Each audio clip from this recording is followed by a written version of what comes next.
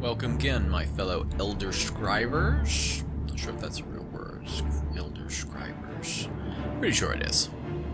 We are back for another part in Elder Scrolls 4 Oblivion. We are completing the quest for the Leowyn Mages Guild recommendation. We're in Fort Blueblood, which appears to be a smuggler den. I was right in the last episode. I needed to key off the warlord's body in order to progress further. I'm not sure which of the two locked doors we found in the last episode is our destination. I don't think it's this one. This one leads us back to the entrance. It's a shortcut. We got a nice elven claymore that does frost damage in the last episode. It might actually be a good idea to make sure that it's fully charged before we proceed further, or at least has a decent amount of charge. 22 uses.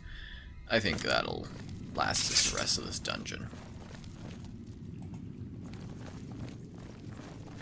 But we're almost out of our feather spell, so I'll recast that as well as some protection magic. I imagine there's going to be a boss to this dungeon, in addition to the warlord. Light and load.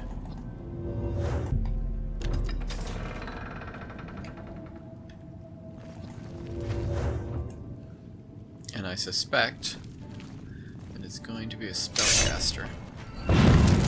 Hi! Pull! Ancient imps.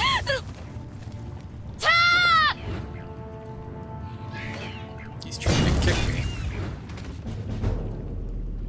Pretty sure those are added in by the Monsters Mardigan mod, or Mardigan's Monster mod.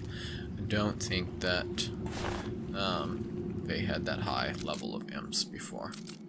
Let me see if I got my power. I'm actually a high enough alteration caster that I should be able to unlock every level of lock now. But I haven't found anybody yet who sells hard or very hard. Nice. That's a good loot.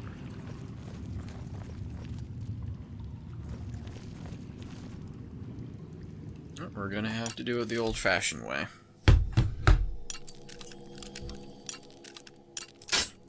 Yep. So the trick is to be patient, which is not my strong point for these little mini games. There is a subtle difference in how quickly the what do you call it? Lockhead? Tumblers, that's it. The tumblers go up. The ones that go up more slowly is when you can, you'll have time to lock them into place.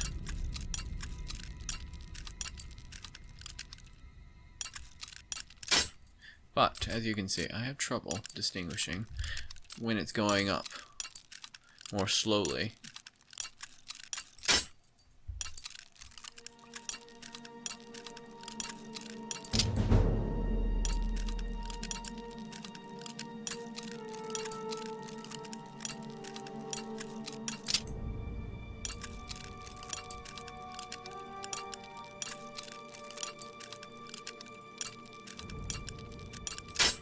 Yep. I'm sure some of you are like, oh, he's terrible at this. And you would not be wrong.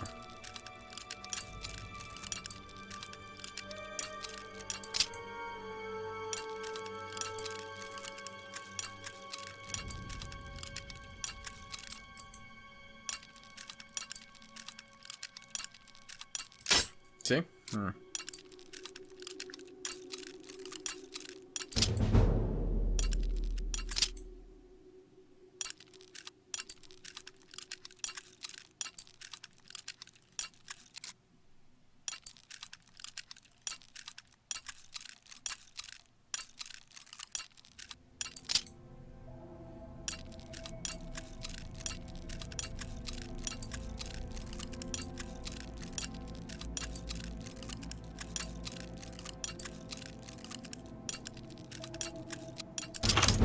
There we go. Oh, and for 39 gold. Oh my gosh, probably wasted more lockpicks worth of gold than got there. Sometimes the random loot really bites. Okay, let's see. Take a look at that axe. I might start using blunt weapons as well at some point. It's got a nice enchantment on it. Better than the one on the sword. But we'll keep the sword, you know.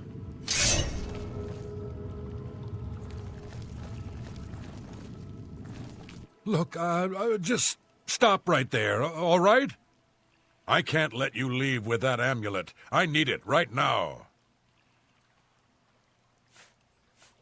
What are you doing here, Calathar? What, you think I didn't know what you're up to? I knew you were looking for it. I knew you'd find it, and I had to stop you. Now, hand it over. Why do you want the amulet? I took the other one, and that should have been enough. I shouldn't have to go through all this just to get rid of her. It's not even as if I was going to keep it forever. I was going to give it back to her once I'd gotten what I wanted. That's not so wrong, is it? Once she helped me advance out of that place and step down, then she could have it back. Why did you have to get in the way? Why are you trying to ruin everything? Guy has some anger management problems. Do your worst. Die. I don't. Oh.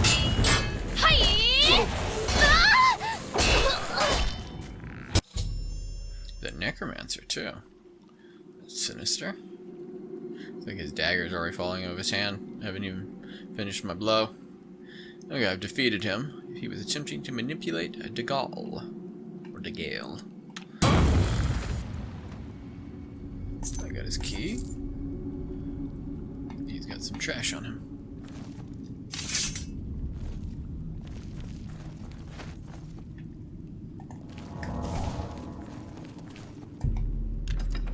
Lock the doors.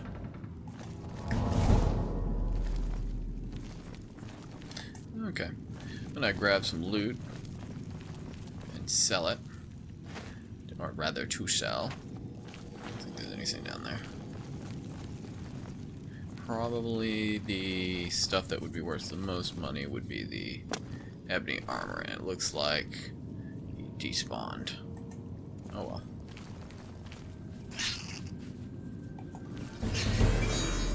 Might actually be the rats.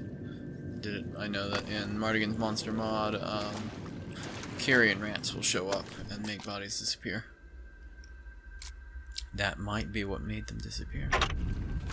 Usually it doesn't clean out cells, game cells, so quickly. As it is, we do still have a fair amount of loot that I picked up just between the two magic weapons.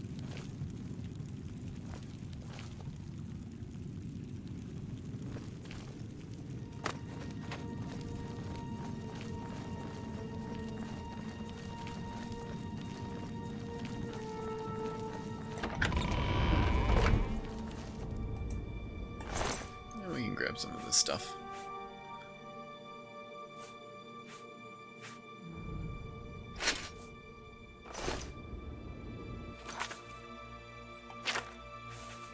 Go ahead and put on some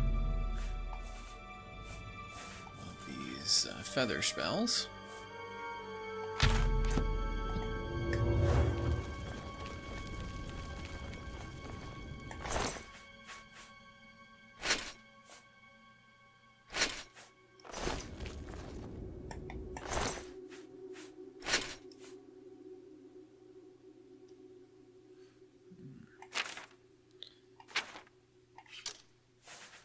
Let's drop one of these things, probably some of the elven gear.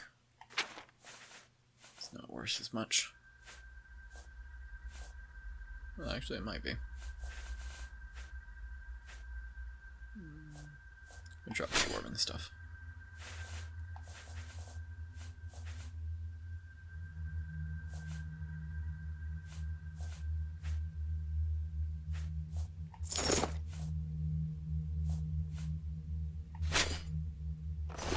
should do it.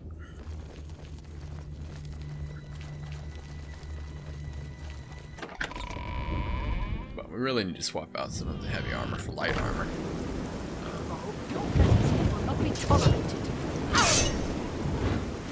Ambushed.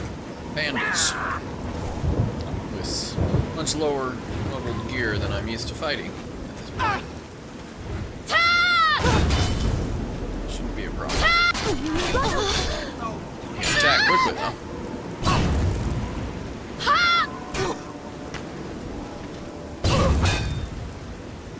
I think the other one ran away. Oh, I guess I killed her. Nope. She's simply paralyzed from the cross damage. I do like that effect. Seems to be triggering more often than I would have expected from like a 1% chance.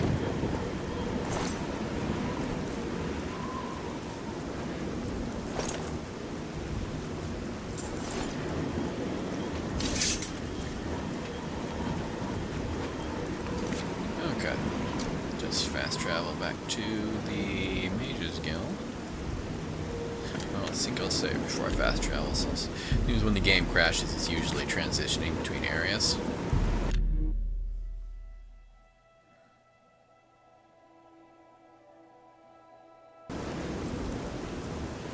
On the note of lockpicking, there's actually a Daedra shrine to Narmina, not far away, that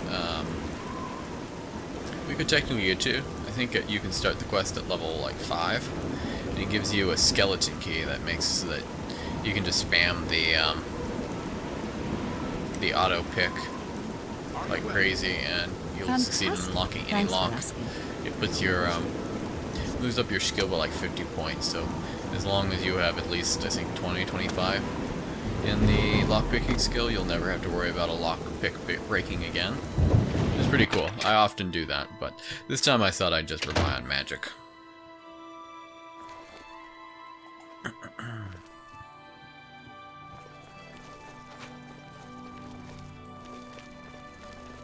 I think Degale will probably be the highest level.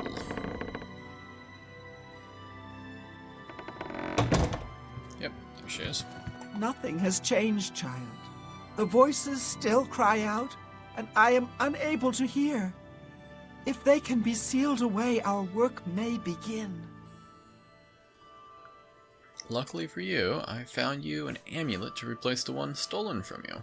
Found it, have you? Silenced the hands that betrayed and took what was mine? Then let me have the stone so that the voices can be shut out. Here you go. Ah, child, I thank you for helping me. With the voices quieted for now, the words you seek have come to me. You shall have my recommendation. Though I must warn you, I've seen things in your future. Things which may be, and things which will be. It will be up to you to decide the fate of many. Life and death are strange things, easily manipulated, and both will be altered by your hands. Okay. Now, looks like there's a problem with the necklace texture for this particular amulet.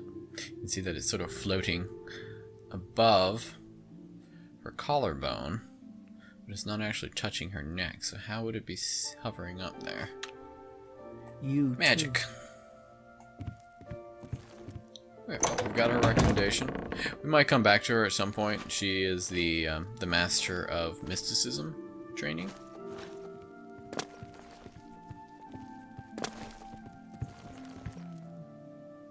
I think that's all we had to do in this guild hall.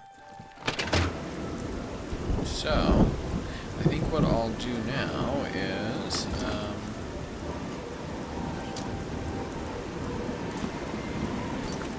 I think I'll cut this episode short and head over to Skingrad next, where we'll do another Mage's Guild quest. Then we'll head over to Anvil and do the last of the entry-level Mage's Guild quests, as well as the last of the Fighters Guild entry-level quests.